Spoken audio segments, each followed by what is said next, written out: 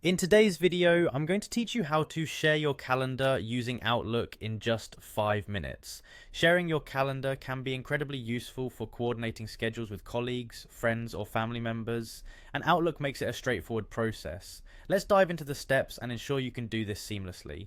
First, you'll want to start by navigating to the Microsoft Outlook login page. Open your web browser and go to the Microsoft 365 sign-in page. Here, you need to enter your credentials to log in. Make sure you have your username and password ready. If you encounter any difficulties logging in, double check your login details or opt to reset your password. Once you're successfully logged in, you'll be on the main Outlook page where you typically access your emails. On this page, locate and click on the calendar icon. It's usually placed towards the bottom of the screen in the left panel. The calendar is where you manage all your scheduled appointments, meetings, and events. With your calendar open, look for the Share button or option. It's generally available on the top menu bar when you're viewing the calendar. Clicking Share opens up a new window or panel where you can manage sharing permissions. Here you'll see a list of your calendars. Select the specific calendar you wish to share, whether it's a work calendar or personal one. Simply click on it. Once you've pinpointed the correct calendar, you'll need to highlight it.